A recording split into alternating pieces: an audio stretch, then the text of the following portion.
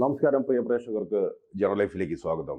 നിയമസഭാ തെരഞ്ഞെടുപ്പ് ഫലം പുറത്തു വന്നു. വളരെ ശക്തമായ വിജയം UDF നേടി.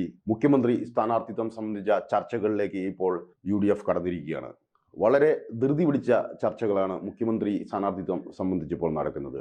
3 പേരാണ് മുഖ്യമന്ത്രി സ്ഥാനാർത്ഥിത്വത്തിന് വേണ്ടി ഇപ്പോൾ അവകാശവാദം ഉന്നയിച്ച് രംഗത്ത് വന്നിരിക്കുന്നത്. രമേശ് ചെന്നിത്തല, അതുപോലെ തന്നെ KC വേണുഗോപാൽ, VD സതീശൻ. 3 പേർക്ക് വേണ്ടിയും അവരുടെ അനുയായികൾ വലിയ രീതിയിലുള്ള സമ്മർദ്ദം ചെലുത്തുകയാണ്. സോഷ്യൽ മീഡിയയിലടക്കം പോരാട്ടം നടക്കുകയാണ്. ഫ്ലെക്സ് യുദ്ധം നടക്കുകയാണ്. പല സ്ഥലങ്ങളിലും ഫ്ലെക്സുകൾ ഈ നേതാക്കന്മാരുടെ പേരിൽ ഉയർന്നു കഴിഞ്ഞു. രമേശ് ചെന്നിത്തലയെ അനുകൂലിക്കുന്നവരും പറയുന്നത് രമേശ് ചെന്നിത്തലയുടെ സീനിയോറിറ്റിയാണ്, അദ്ദേഹം ഭരണപരിചയമുള്ള നേതാവാണെന്നാണ്. പലപ്പോഴും അദ്ദേഹം മാറി നിന്നിട്ടുണ്ട്. അതിനാൽ ഇത്തവണ അദ്ദേഹത്തെ പരിഗണിക്കണം, അദ്ദേഹത്തിന് മുഖ്യമന്ത്രി സ്ഥാനം കൊടുക്കണമെന്നാണ്.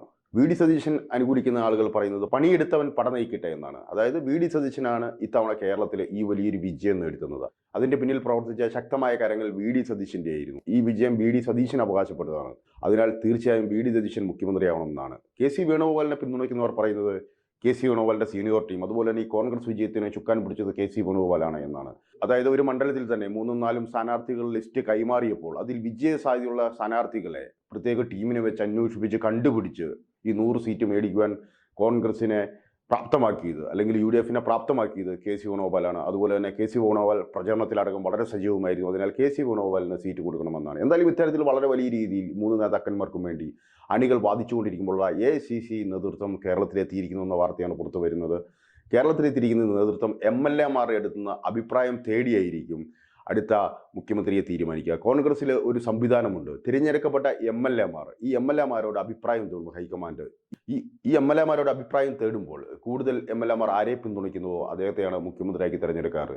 ഇത്തവണ 45 MLA-മാരുടെ പിന്തുണ KC വേണുഗോപാലിനുണ്ട് എന്നാണ് പറയുന്നത്. 25 MLA-മാർ രമേശ് ചെന്നിത്തലയെ പിന്തുണയ്ക്കുമ്പോൾ കേവലം 5 MLA-മാർ മാത്രമാണ് VD സതീശനെ പിന്തുണയ്ക്കുന്നത്. പക്ഷെ പൊതുജനങ്ങളുടെ ഇടയിൽ നിന്നും VD സതീശൻ മുഖ്യമന്ത്രിയാവണമെന്ന അഭിപ്രായമാണ് ഉയർന്നു വരുന്നത്.